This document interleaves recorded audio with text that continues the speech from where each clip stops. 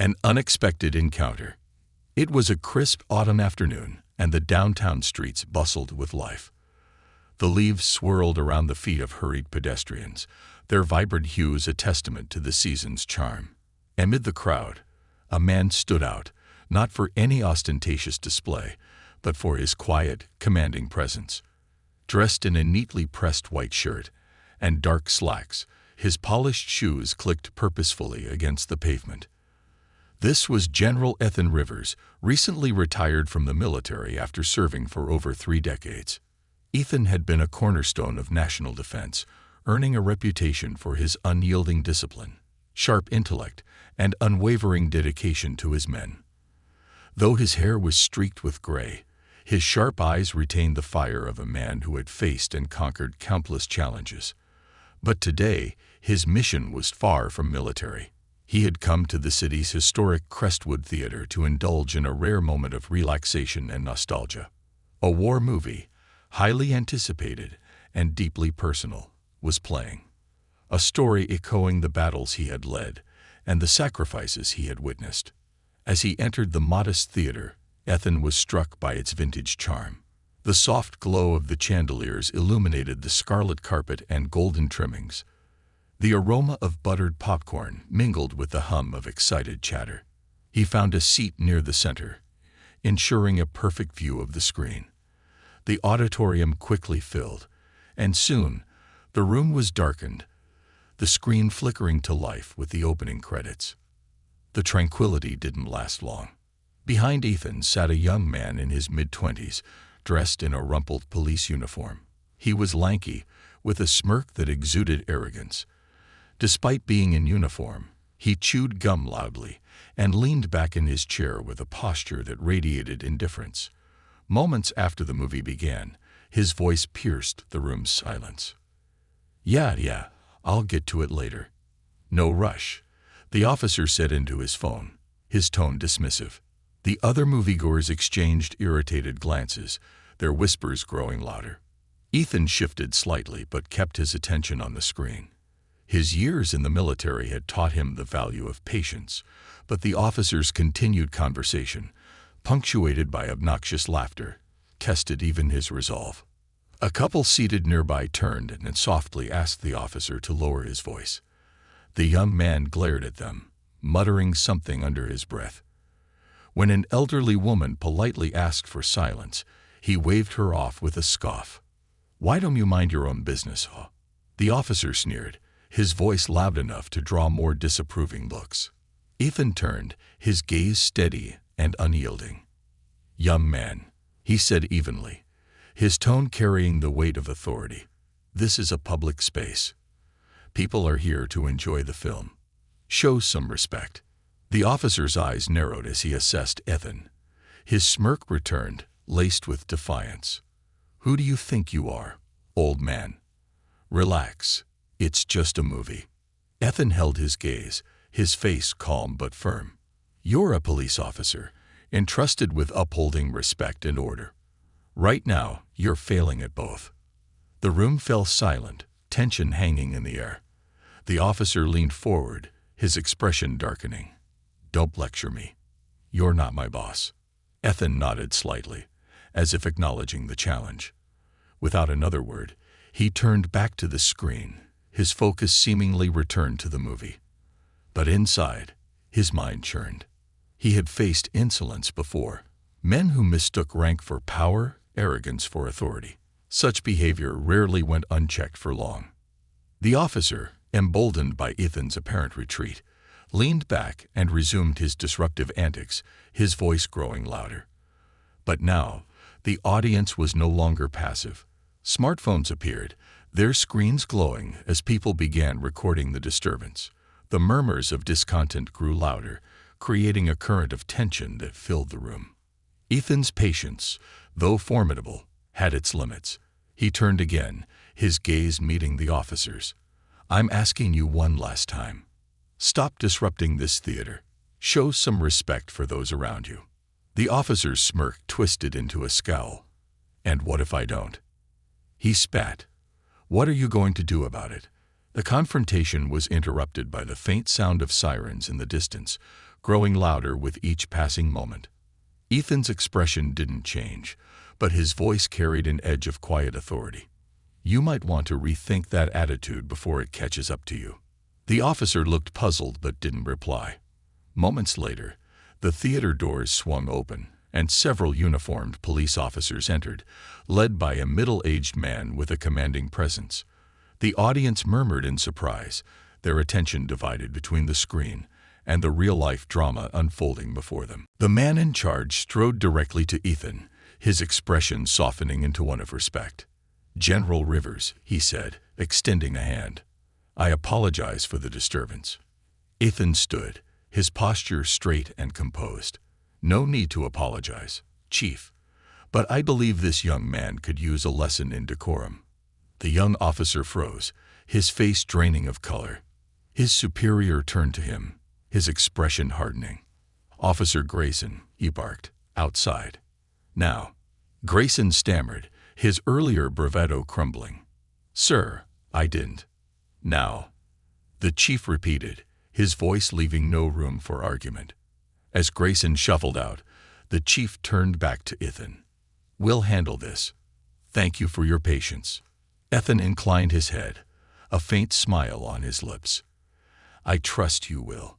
The audience erupted into applause as the officers exited, their relief palpable.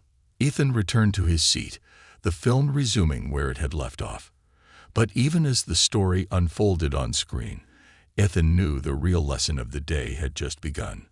For Grayson, the consequences of his actions were looming, and for Ethan, it was a reminder of the values he had spent his life defending: respect, integrity, and accountability. The lesson begins. The dimly lit theater buzzed with whispers long after the police officers escorted Grayson out. The remaining audience members exchanged glances, their expressions a mixture of relief and curiosity. As the movie played on, Ethan Rivers leaned back in his seat, his calm demeanor masking a storm of thoughts. This was not how he had envisioned his peaceful afternoon unfolding. Outside the theater, Officer Grayson stood stiffly on the sidewalk, his arms crossed defensively as Chief Ramsey loomed over him. Ramsey, a seasoned police officer with over 2 decades of experience, had seen his fair share of cocky rookies. Grayson's antics, however, took arrogance to a new level, especially since the man he disrespected was none other than a decorated major general. "What the hell were you thinking, Grayson?" Ramsey barked, his voice sharp enough to make Grayson flinch. The young officer looked down at his polished boots, suddenly finding the cracks in the pavement fascinating. "I didn't know who he was," he muttered.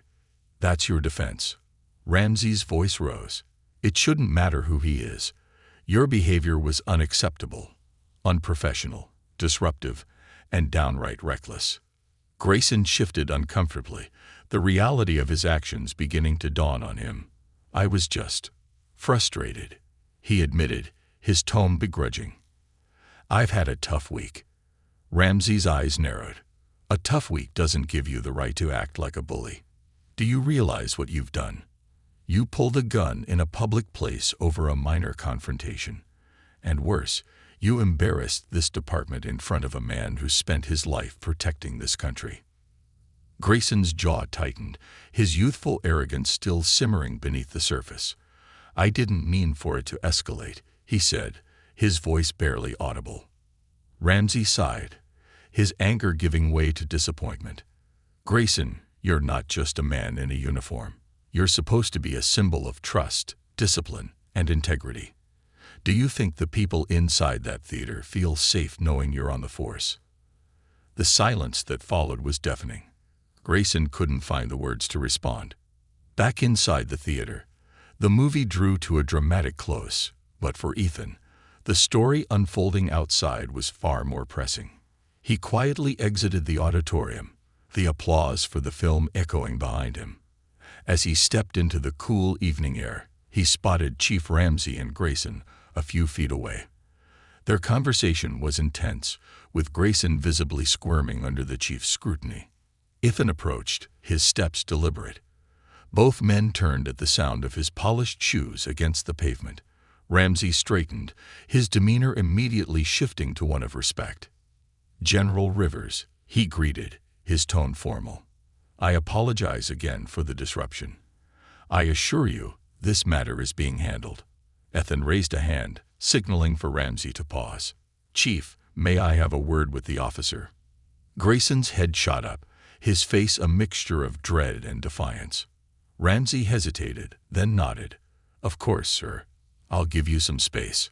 As Ramsey stepped away, Ethan fixed his gaze on Grayson, his sharp eyes dissecting the younger man's demeanor. Grayson tried to maintain his composure, but the weight of Ethan's silent scrutiny was unbearable. "Do you know why I didn't escalate the situation inside the theater?"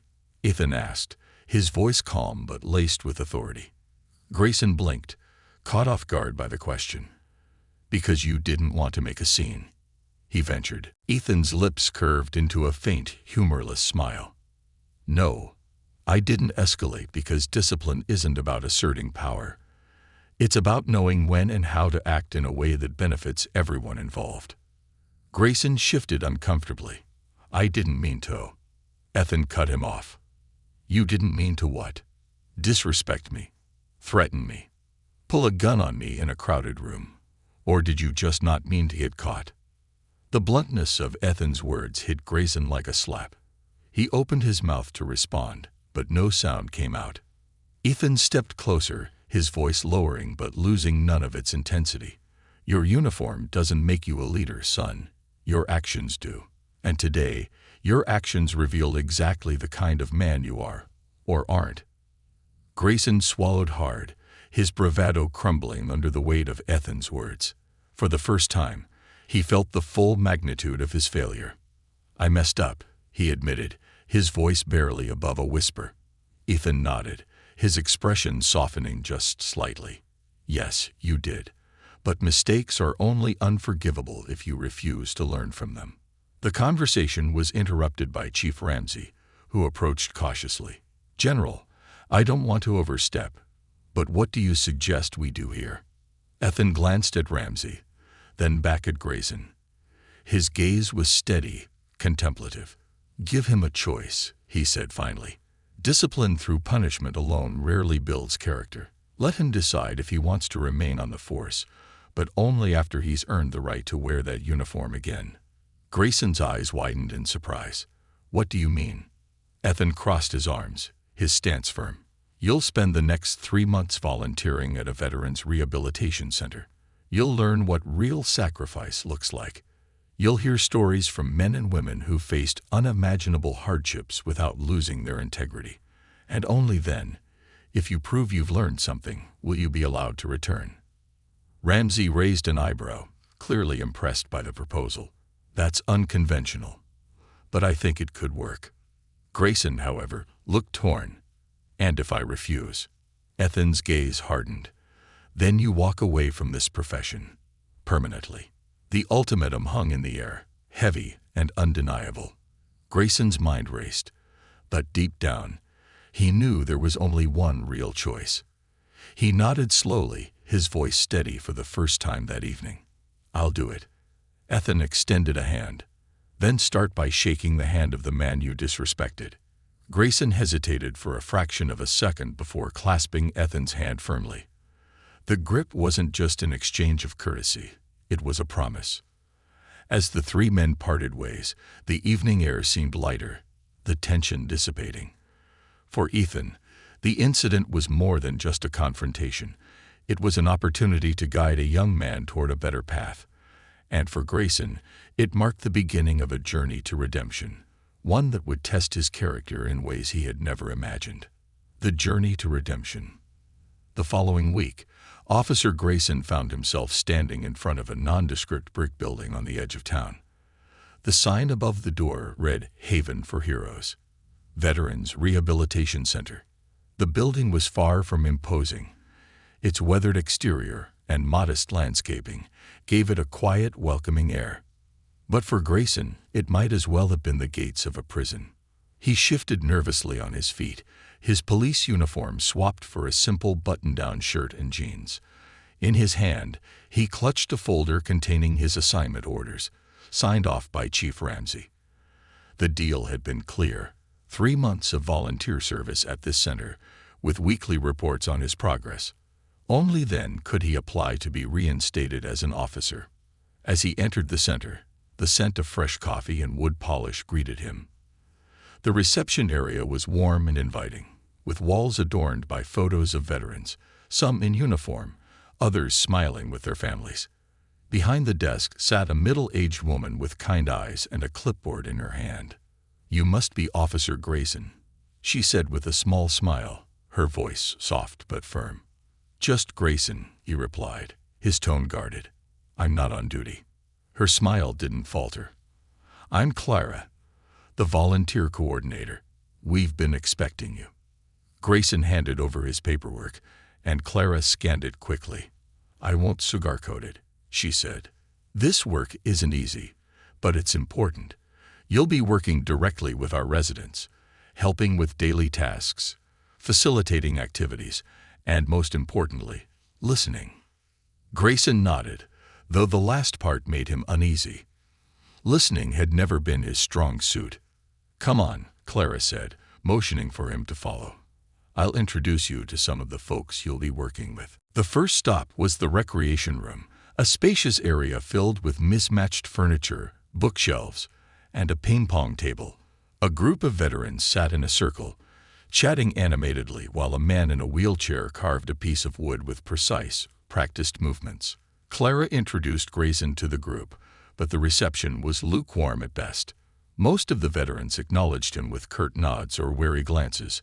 One man, a grizzled Marine with a prosthetic leg, gave him a hard, appraising look. "Another do-gooder who thinks he can fix us," the Marine muttered under his breath. Grayson felt his temper flare, but bit back a retort. He wasn't here to argue. He wasn't entirely sure why he was here at all. Over the next few days, Grayson's tasks were mundane but demanding. He cleaned common areas, served meals in the cafeteria, and assisted with physical therapy sessions. He avoided conversations when he could, keeping his head down and focusing on the work. But the veterans had a way of drawing him out, whether through their sharp wit or their unfiltered honesty. One afternoon, Grayson found himself paired with the Marine from the recreation room, whose name he learned was Daniel. They were assigned to sort donations in the center's storage room, an endless sea of boxes filled with clothes, books, and canned goods. "So, what's your story?" Daniel asked, breaking the silence as he folded a sweatshirt. Grayson hesitated. "I messed up," he admitted. "Made some bad choices on the job. This is my chance to make it right." Daniel raised an eyebrow. "That's vague. What did you do?" "Ticket an old lady for jaywalking." Grayson smirked despite himself. "No, I disrespected someone important. Pulled my gun in a situation where I shouldn't have." Daniel stopped folding and looked at Grayson, his expression unreadable. "And they sent you here. Sounds like someone wants you to learn a lesson." "That's the idea," Grayson said, his tone laced with sarcasm. Daniel chuckled, though there was no humor in it. "Lessons aren't something you learn in a classroom, kid. They're something you earn." As the days turned into weeks, Grayson began to see what Daniel meant. The veterans at the center carried stories of unimaginable hardship, combat missions gone wrong, friends lost in the line of duty, battles with PTSD and physical injuries. Yet, despite their struggles, they supported one another with an unspoken bond that transcended words. Grayson started spending more time in the common areas, listening as the veterans swapped stories over coffee or during evening card games. He learned that Daniel had lost his leg in Afghanistan while saving 2 of his comrades. Another resident, a soft-spoken woman named Lydia, had served as a medic, treating wounded soldiers under enemy fire. Their experiences humbled him, and he found himself drawn to their resilience. One evening, while helping Daniel with his physical therapy exercises, Grayson finally opened up. "I was arrogant," he admitted. "Thought I had authority just because I wore a badge. When someone challenged me, I lost control. Pulled my gun on a man who didn't deserve it." Daniel nodded, his expression thoughtful. "And now? Now I'm trying to figure out who I am without the badge," Grayson said. Daniel clapped him on the shoulder. "You're starting to get it, kid."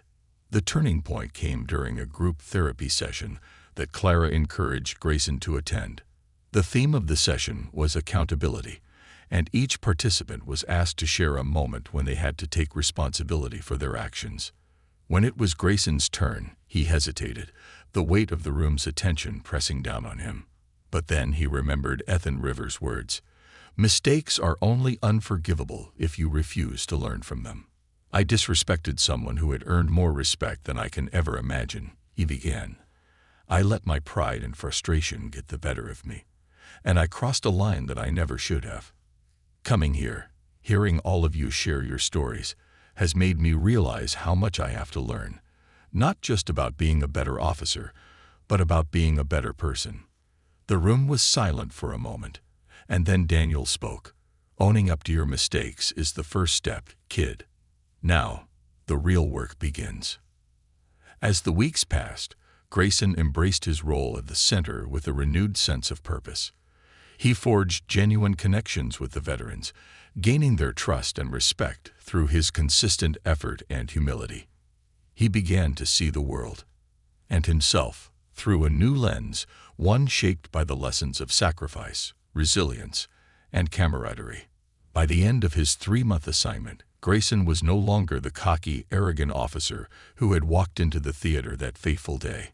He was someone who had been humbled by his experiences and strengthened by the wisdom of those around him. And though his journey was far from over, he finally felt ready to take the next step, a new understanding. The final week of Grayson's assignment at the Haven for Heroes Rehabilitation Center approached, and with it came a mix of emotions. He had grown accustomed to the daily rhythm of the center, the camaraderie of the veterans, and the quiet sense of purpose that had replaced his earlier resentment. But the looming end of his time there left him with a question that had been quietly gnawing at him. What kind of person would he be when he walked out those doors? On a crisp Monday morning, Clara approached Grayson with a clipboard in hand. Her warm smile, one he had come to appreciate, seemed tinged with a hint of challenge. "Grayson," she said, motioning him to follow her into her office, "I have something a little different for you this week." The room was modest but organized, a small stack of papers neatly arranged on her desk. She handed him a single sheet of paper. "This is Michael," Clara began, pointing to the picture attached to the form. The photo showed a man in his late 30s, his expression neutral but his eyes holding a trace of weariness. "He's new to the center. Army veteran, just discharged from an extended care facility for PTSD treatment. He's having trouble adjusting."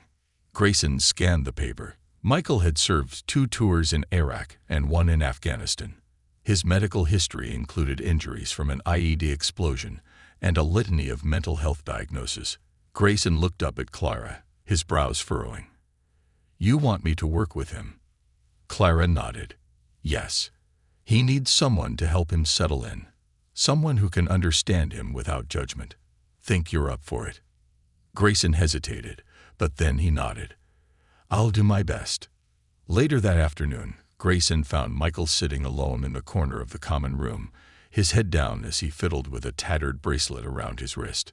His presence was unassuming, but there was a palpable weight about him, as though he carried the remnants of his battles on his shoulders. Grayson approached cautiously, pulling a chair up beside him. "Hey, Michael," he said, keeping his voice low and unthreatening. "I'm Grayson. Clara thought we might get along." Michael glanced at him briefly, his eyes flickering with a mix of curiosity and skepticism. "You a vet?" he asked gruffly. Grayson shook his head. "No, I'm a police officer. Well, I was. I'm here to learn a few things." Michael snorted softly. "Learn? From us? What do you need to learn?" Grayson leaned back, his tone honest. "How to be a better person. How to understand people like you. People who've been through more than I can imagine." Michael didn't respond immediately, but he didn't leave either. Grayson took that as a good sign. Over the next few days, Grayson spent hours with Michael, At first, their conversations were stilted and awkward, limited to small talk about the weather or Michael's favorite TV shows. But gradually, as Michael grew more comfortable, he began to open up. One evening, as they sat on the center's back patio watching the sun dip below the horizon, Michael finally shared a fragment of his story. "It was my second tour," he began, his voice quiet. "We were doing a routine patrol when the IED went off. I lost 2 of my guys that day. Good men, better men than me." Grayson didn't interrupt, sensing the weight of what Michael was sharing. "I made it out with a busted leg and some scars, but it's what I didn't lose that haunts me," Michael continued, his eyes fixed on the horizon. "I didn't lose the guilt. I didn't lose the memories." Grayson nodded slowly. "I can't say I know what that's like," he admitted. "But I can tell you that I've seen what carrying that weight does to people. It doesn't make you weaker. It just means you've got a bigger battle to fight." Michael turned to him, studying his face. "You've got your own weight, don't you?" Grayson hesitated, then nodded. "Yeah, I screwed up big time. Let my arrogance get the better of me and hurt people who didn't deserve it. That's why I'm here, to figure out how to make it right." Michael's expression softened, and for the first time, he smiled faintly. "Maybe you're not as clueless as you look." Their growing rapport had an unexpected effect on Grayson. Through his conversations with Michael, he began to see his own flaws more clearly. Michael's struggles with guilt and self-doubt mirrored Grayson's own inner turmoil, albeit on a different scale. For the first time, Grayson realized that redemption wasn't just about fixing mistakes. It was about facing them head-on and owning the scars they left behind. One day, Michael surprised Grayson by asking for help with a project he had been avoiding. In the center's workshop, Michael had started building a wooden bench for the garden, but had abandoned it halfway through, claiming it wasn't worth finishing. Grayson saw the half-completed bench, its uneven legs and rough edges, and smiled. "Looks like it just needs a little work," Grayson said, picking up a hammer. The 2 men spent hours sanding, hammering, and staining the wood. As they worked, they talked about the frustrations of imperfection, the difficulty of starting over, and the surprising satisfaction of creating something from nothing. By the end of the day, the bench was complete. It wasn't perfect, but it was sturdy and functional. As they carried it out to the garden and set it in place, Michael stood back and admired their handiwork. "You know what," he said, "it's not bad. Not bad at all." Grayson grinned. "Kinda like us, huh?" Michael chuckled. "Yeah, I guess so." On Grayson's last day at the center, Clara organized a small gathering to thank him for his service. The veterans, many of whom had been skeptical of him at first, now treated him as one of their own. As they shared stories and laughter, Grayson felt a deep sense of belonging, a feeling he hadn't experienced in years. When the time came to say goodbye, Michael pulled him aside. "You're gonna do all right out there," he said. "Just remember, it's not about being perfect. It's about showing up and doing the work." Grayson nodded, his throat tight. "Thanks, Michael, for everything." As he walked out of the center that evening, Grayson felt different, not just about his role as a police officer, but about his place in the world. He had come to the Haven for Heroes to fulfill a punishment, but he was leaving with something far more valuable: a newfound understanding of himself and the strength to start anew. Facing the consequences, the early morning sun filtered through the blinds in the chief of police's office, casting stripes of light across the polished wooden desk. Grayson sat stiffly in the chair opposite Chief Ramsey, his hands clasped tightly in his lap. The 3 months at the rehabilitation center had passed in a blur, but now he was back, facing the moment of reckoning he had been dreading since the beginning of his assignment. Ramsey leaned back in his chair, studying Grayson with a mix of curiosity and caution. The folder on his desk contained reports from the Haven for Heroes staff, including Clara's detailed evaluation of Grayson's performance and progress. He tapped the folder lightly with his fingers before speaking. "You've been through quite an experience," Ramsey said, his tone neutral. I've read everything Clara sent me. Seems like you've made some significant strides. But I want to hear it from you. What did you learn? Grayson hesitated, his throat dry. He had prepared for this question, but now that it was here, the words felt inadequate. I learned that wearing a uniform doesn't automatically make you respected, he began. It's your actions that matter. I realized how much damage arrogance and recklessness can cause, not just to others, but to yourself. Ramsey nodded slightly, prompting him to continue. I also learned what real sacrifice looks like, Grayson added, his voice steadier now. The veterans at the center, they'd been through things I can't even imagine, but they carry themselves with dignity and strength. I saw what it means to be part of something bigger than yourself. The chief regarded him silently for a moment, then leaned forward. You've acknowledged your mistakes, and that's important. But words only go so far. Tell me how you've changed. Grayson took a deep breath, forcing himself to meet Ramsey's piercing gaze. I've learned to listen, to take responsibility for my actions, and to put the needs of others before my own. I'm not the same person who stormed into that theater 3 months ago. I can't undo what I did, but I'm ready to earn back the trust I lost, one step at a time.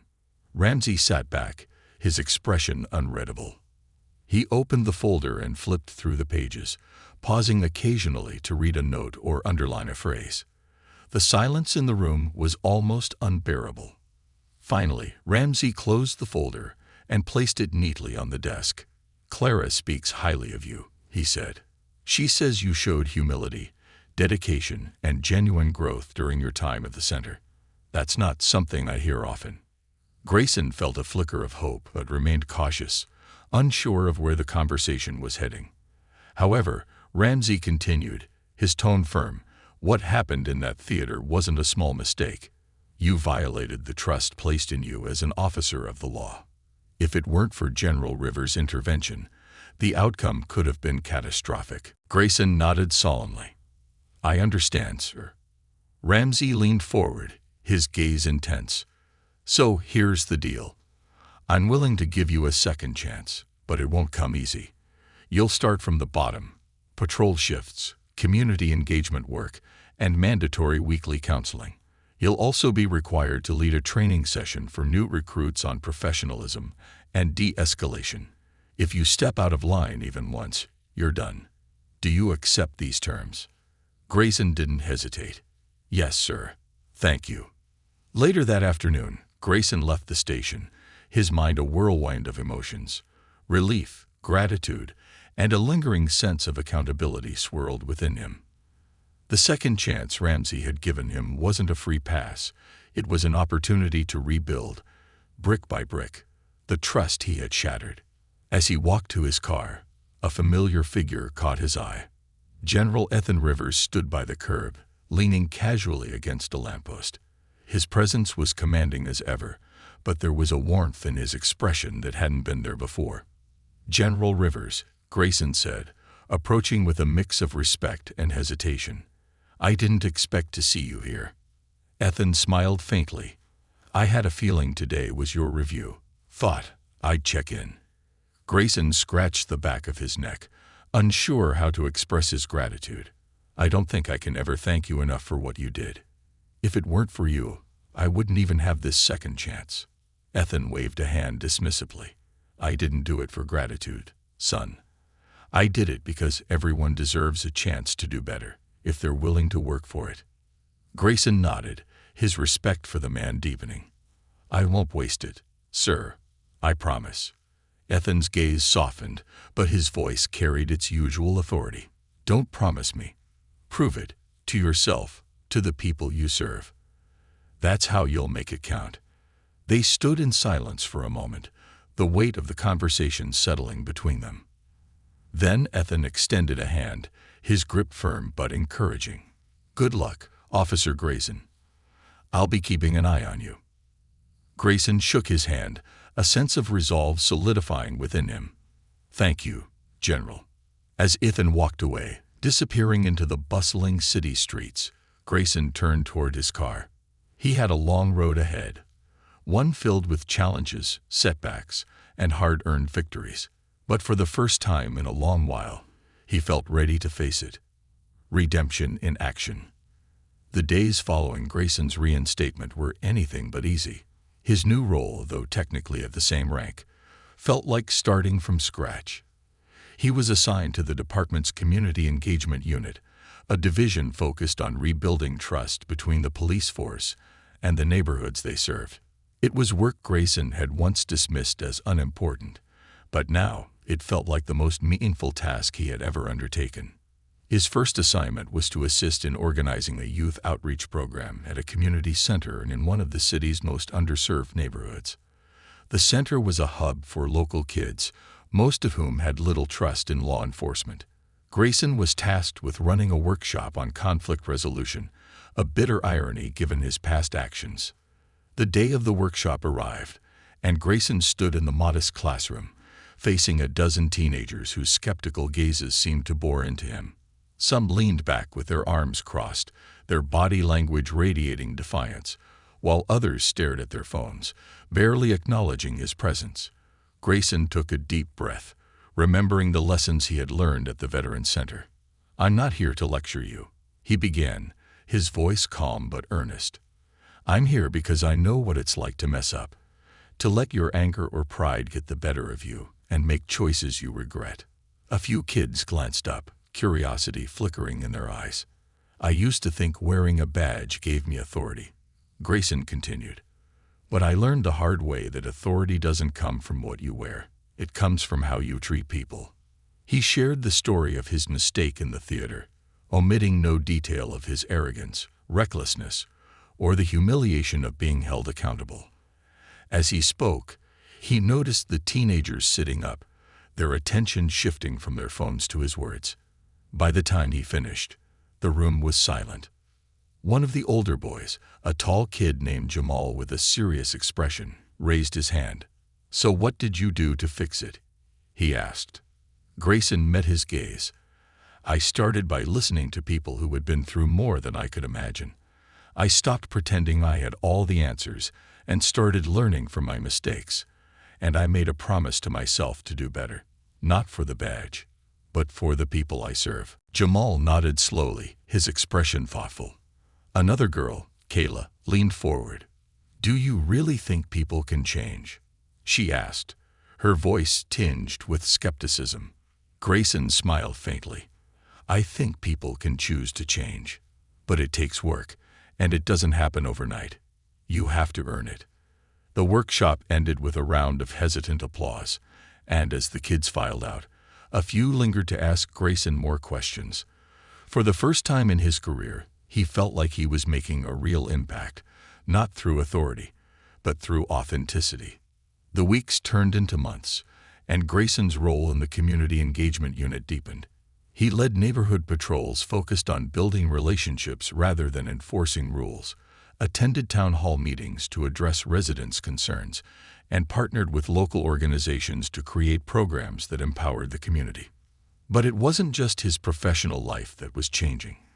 Grayson began attending weekly counseling sessions, as mandated by Chief Ramsey, and found them unexpectedly valuable. Through those sessions, he confronted the deeper issues behind his past behavior, his need for control, his fear of vulnerability, and his struggle with self-worth. Slowly, he began to heal. One day, while on patrol in a quiet residential area, Grayson spotted a familiar figure sitting on a park bench. It was General Ethan Rivers, his posture as straight as ever, a book resting in his lap. Grayson approached, his steps hesitant but hopeful. "General Rivers," he said, his voice warm with recognition. Ethan looked up, a faint smile crossing his face. "Officer Grayson, or should I say, Community Liaison Grayson." Grayson chuckled, still figuring out the title. "But yeah, that's me." Ethan closed his book and gestured for Grayson to sit beside him. "How's it going?" "It's different," Grayson admitted. "Harder than I expected, but it feels right." Ethan nodded knowingly. "Growth always is." They sat in companionable silence for a moment, watching children play in the park. Then Ethan turned to Grayson, his expression serious. "You've come a long way, but don't let up now. Redemption isn't a finish line. It's a journey." Grayson absorbed the words, their truth resonating deeply. "I won't, sir." A few weeks later, Grayson found himself standing at the podium in a crowded auditorium, facing an audience of fresh recruits at the police academy. His assignment to lead a training session on professionalism and de-escalation had come full circle. He scanned the room, remembering his own days as a young, overconfident cadet. "I'm not here to preach," he began, echoing the words he had used at the community center. "I'm here to tell you about a mistake I made. A big one. And what it taught me about this job." He recounted his story, not sparing himself from criticism, and then outlined the lessons he had learned: humility, empathy, and the importance of listening.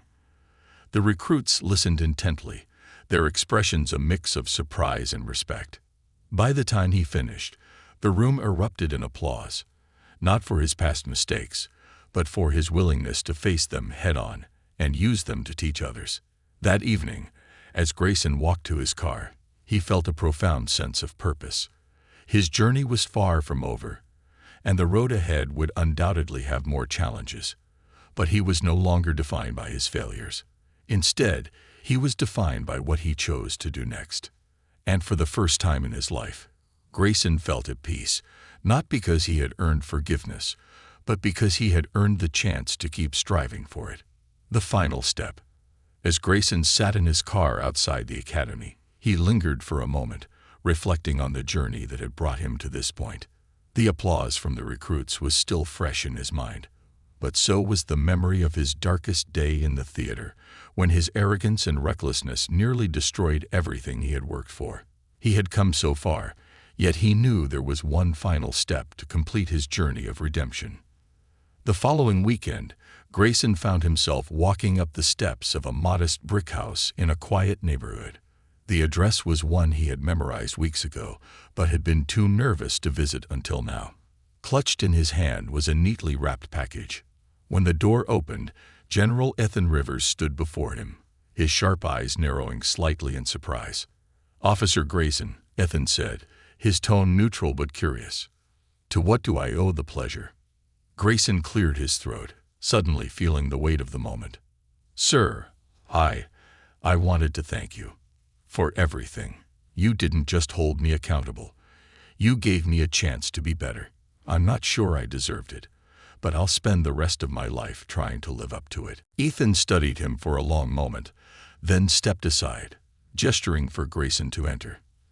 The house was as composed and orderly as the man who lived there, with shelves lined with books, medals, and framed photographs of Ethan's military career. Grayson placed the package on the coffee table, his hands trembling slightly. Ethan raised an eyebrow. "What's this?" "A gift," Grayson said, "a small way of expressing my gratitude." Ethan unwrapped the package carefully, revealing a beautifully crafted wooden plaque. On it were engraved the words, "Discipline, integrity, redemption. In honor of General Ethan Rivers, who taught me the true meaning of leadership." For a moment, Ethan was silent, his hand resting on the smooth wood. When he finally looked up, his expression was softer than Grayson had ever seen it. "This is unexpected," Ethan said quietly, "but appreciated." Grayson nodded, his voice steady. "It's the least I could do, sir." The two men sat and talked for hours, their conversation flowing easily. Ethan shared stories of his military days, tales of camaraderie and sacrifice that further solidified Grayson's understanding of what it meant to serve with honor. In turn, Grayson spoke about his time at the Veterans Center and how it had reshaped his perspective. As the evening wore on, Ethan leaned back in his chair, his expression contemplative. "You know, Grayson, when I first saw you in that theater, I thought you were a lost cause. But you've proven me wrong. You've taken the hardest step, facing yourself. Not everyone can do that." Grayson smiled faintly. "I had a good teacher." Ethan chuckled, the sound rare but genuine. "Just remember, the journey doesn't end here. There will always be room to grow, more lessons to learn. Grayson nodded, the weight of Ethan's words settling comfortably on his shoulders. I won't forget, sir. Months later, Grayson found himself back at the community center, standing on the same stage where he had once addressed a room full of skeptical teenagers. This time, the audience wasn't just local kids. It was a mix of community members, police officers, and veterans. The event was a collaboration between the Community Engagement Unit and the Haven for Heroes Center, aimed at fostering understanding and trust between civilians and law enforcement. Grayson was the keynote speaker, and as he stepped up to the podium, he spotted familiar faces in the crowd: Clara, Daniel, Michael, and even Chief Ramsey, who gave him an encouraging nod. But the figure that stood out the most was Ethan Rivers, seated in the front row, his presence as steady and reassuring as ever. Grayson took a deep breath and began. A year ago, I made a mistake that could have ruined my life. And worse, could have hurt the people I was sworn to protect. I thought redemption was about erasing your mistakes, but I've learned that it's about owning them and using them to become better. He paused, scanning the crowd. I'm standing here today because of the people who believed in me when I didn't deserve it. They taught me that true strength isn't about power. It's about humility, respect, and the courage to start over. The applause that followed was thunderous, but Grayson didn't let it go to his head. He knew it wasn't the end of his journey, just another step forward. As the event concluded and the crowd dispersed, Ethan approached Grayson, his hand extended. You've come a long way, he said, his voice filled with quiet pride. Grayson shook his hand firmly. Thanks to you, sir. Ethan smiled. Don't thank me. Just keep doing the work. Grayson nodded, his resolve stronger than ever. I will. As Ethan walked away, disappearing into the evening light, Grayson stood tall, his gaze steady. He wasn't just a police officer or a man seeking redemption. He was someone who had learned the value of integrity and the power of second chances.